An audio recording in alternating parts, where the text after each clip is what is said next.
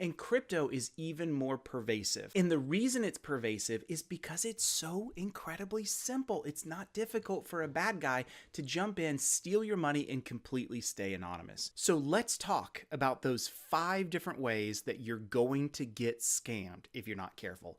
The very first one, and probably one of the most important, is you literally just send crypto to the wrong address. Now, I don't mean that you accidentally type it in incorrectly or you copy and paste fail. Those things do happen, and let me tell you, they are painful. But we're talking about scammers, and let's talk about some of the key ways that scammers get involved in forcing you or tricking you into sending crypto to the wrong address. So this happens everywhere, and you've got to be careful. Look at this right here. Even on my own YouTube channel, just look at all the scammers I've had to block over the years, and I'm constantly doing it as much as I can. In fact, the volume is so much that as much as I block them, they continue to come back. They always come back. And unfortunately for me, YouTube has very little controls to help address all of these repeated offenders. So here's your rule of thumb.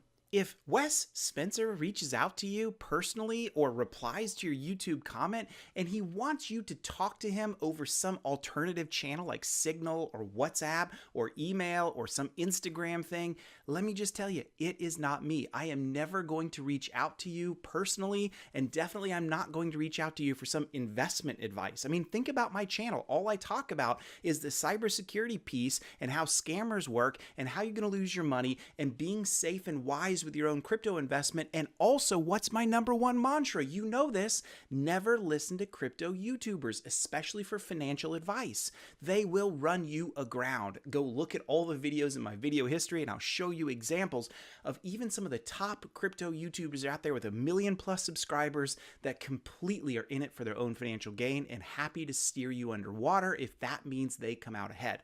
So just know, if I reach out to you, it is not real. They're scamming you, I promise. Now, another thing that we need to talk about is how these crypto scams work. Dive into how some of these work. First of all, cyber criminals usually, when they get involved in these, what they want to do is they oftentimes use YouTube, they use Twitter, they use some kind of live stream platform of some kind. And what they'll do is they'll steal access. They'll use credentials to break into somebody's account of a high-level YouTuber. Normally, these accounts are just stolen. And they find the username and password, they phish the user for the credentials, but in some cases, they also spin up a brand new channel and they use bots and other grayware YouTube services that spin up a lot of live viewers. So this is what they love to do. And the live viewer count is really, really powerful because you go in and you watch a live stream, and not only does the YouTube algorithm pump up streams that are live that have a lot of viewers, and you're going to see that in your feed, but also it gives a sense of legitimacy, doesn't it? You see that, it's like, well, there's 3,000 people watching this live stream. This must be real. And then the next thing that they do is they choose an influencer that everybody knows. There's usually 2 that they'll choose. They'll either choose Elon Musk himself, or they will choose Vitalik, who's the creator and founder of Ethereum. Now, let's tie this back into the Pi ecosystem for a minute. I have not yet seen this happen, but I'm just telling you it will happen. Once you see these Pi crypto scams, they're literally going to take the same script of getting access to a high, well-known crypto YouTuber, maybe even someone like me, which is why I work really hard to keep mine safe. They will then do a live stream and they will steal a video, for example, from the core team talking publicly. And it doesn't even matter what happens in these scams. It's very simple, but it's very effective. The scammer will invite you into doing one of these double your crypto kinds of investments. In other words, send me 1 Pi and I'll give you 10 Pi back. Send me 100 Pi, I'll give you 1,000 back. Send me 500 and I'll give you 5,000 back. It's usually some kind of thing like that that gives you multiple opportunities, and you think, well, I could do 1 and get 5 back. Now the question is, are these things effective? Well, obviously they are, because I'm covering this on this channel. They're extremely effective. In this particular example that I just showed you, the damages in 1 week, less than 7 days, the bad guys made out with $243,000 worth of crypto. Don't mistake the fact that bad guys will do the same thing in the Pi network when there's enough users. Number 2 thing that you've got to know, and this one's important as well, is you accidentally give up your passcode. You know the passphrase that's in your Pi wallet? That passphrase is a string of words that you must keep ultra secure. That is what lets you unlock your account and recover your account if you switch phones, for example.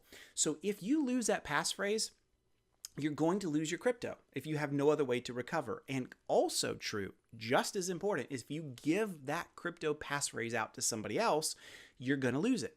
All I need is your passcode, and then I can steal your crypto. Crypto has always been this way in the wallet ecosystems. Your wallet recovery passphrase is what gives you the rights and the access to your wallet. Nobody needs this. Not the Pi core team, not support people, literally nobody else other than you needs that passphrase. So keep it safe, keep it locked down, keep it secure. Let's take a look at how bad guys do this. So one of the things you may see is you're on Twitter, right? And you make a crypto statement of some kind saying, man, I'm loving Pi Network, or I'm now using Trust Wallet and I absolutely love it. And what'll happen invariably is you'll get a reply. So it looks like the lure worked. After just a few minutes of waiting, we take a look here and I have 1 retweet, 1 quoted tweet, and 16 likes, but a whole bunch of comments. A bunch of legitimate people show additional replies, including those that may contain offensive content. Why is this here? Well, it's because Twitter is finally wised up somewhat and tries to hide things that have. So we can see this right here. We've got this Trust Wallet support. Notice this is at Trust Service SE. This is not Trust Wallet, not at all. So as we take a look at this, notice they're only following 93 people and have 3 followers. Clear giveaway. This is absolutely fraudulent. What they want us to do is send them a private message and get started thinking it's Trust Wallet, only to have them scam us down the road. So let's talk about the number 3 way that you're going to lose your money to a scam. Online. Online scams have not happened yet, but they are going to happen en masse. But I want to talk about the next phase in Pi. What's happening is they're working towards getting mass adoption and release of a lot of applications and platforms that will support Pi so that when it fully releases into open mainnet, users can use their Pi to buy goods and services in a robust way. That's great. But look at this. What you're going to see is not just legitimate apps that are being worked on. You're also going to see scam apps come out as well. And why is that? That site may come up and it may promise to you, hey, for 500 Pi or 1 Pi, whatever the number is going to be, you can get a new iPhone, you can get a new Xbox, you can get a new PlayStation 5, you can get a new iPad, whatever it may be. That's super enticing. And you're like, wow, I'm sitting on a lot of Pi. That's super cheap. So you go there, you buy, you pay in Pi, you send it to the scammer, and they send you an email back saying, great, thank you so much. Due to supply chain, it's going to be 3 weeks before you get it back, but we'll keep you in touch with every piece along the way. Maybe they send you even periodic updates of products coming in. We're going to have it sent out to you next week, right? And the reason they do this delay is so that no one gets their guard up and they think, oh, I'm going to get my device that I bought. I'm so excited about that. Yay. But the weeks go on, and more people are coming in doing the same thing saying, hey, I'm excited too. And the longer they can push that out before people start getting unhappy and they realize that the whole thing is a red flag, it will be too late. Too many people will have already sent in their Pi to these scammers before they ever even realize they'll never get a device back.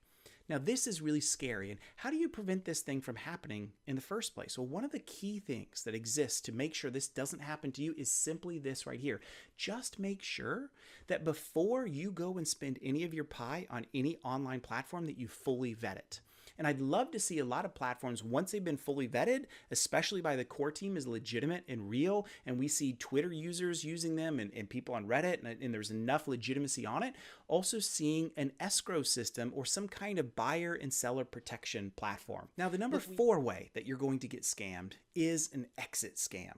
Take a look at this crypto token that was spun up a few months ago. This was the Squid Game token, and this came out in the same era that the Squid Game TV show on Netflix came out. They were selling 70 million tokens and made $12 million, and the entire thing was a complete rug pull.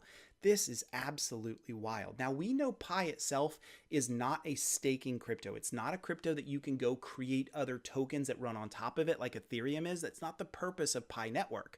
But I can tell you what you're going to see, the same type of scam work in the Pi ecosystem. You will see people create their own new token that's associated with Pi. And many people, because what's the rug pull? And how do people lose this money? Well, let's look at what happened with the entire Squid Game token.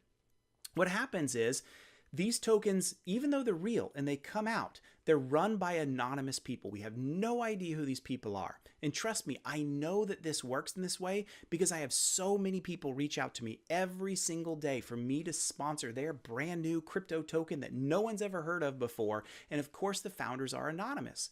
Now, why are they anonymous?